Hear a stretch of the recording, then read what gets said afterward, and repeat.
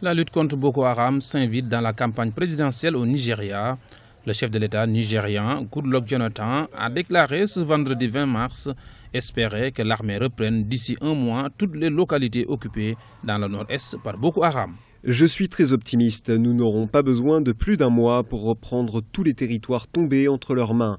Boko Haram s'affaiblit de jour en jour. L'annonce du président Goodluck Jonathan tombe en pleine campagne et paraît, aux yeux de certains, une façon de répondre à ces nombreux détracteurs qui pointent du doigt son impuissance face à Boko Haram. Alors les déclarations du président Jonathan par rapport à Boko Haram sont sans doute dans un timing électoral. Les élections sont prévues pour la semaine prochaine. Apparemment, elles ne seront pas repoussées. Elles ont déjà été une première fois.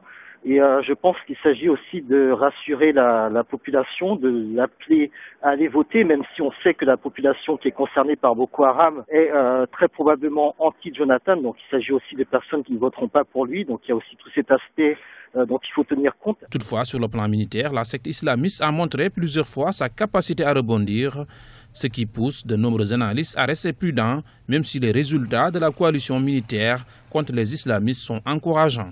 Sur le plan des opérations militaires sur le terrain, on peut néanmoins penser que Boko Haram est en repli, d'une part parce que le Cameroun, le Tchad et le Niger ont fait le boulot à leur niveau et continuent de le faire, et d'autre part parce que l'armée nigériane est quand même en train de se réinstaller un peu plus dans le nord, même si on voit que la difficulté sera de consolider les villes reprises à Boko Haram. Donc ce sera sans doute cela l'enjeu, consolider dans la durée cette victoire, tout en sachant que tant que Shekau et les principaux artificiers et financiers de Boko Haram n'auront pas été retrouvés ou éliminés, la menace va persister et qu'il est très probable que dans le cas des élections qui auront lieu, il y aura très certainement des attentats et des morts parce que toutes les élections au Nigeria, Boko Haram ou pas, ont été ponctuées de violence.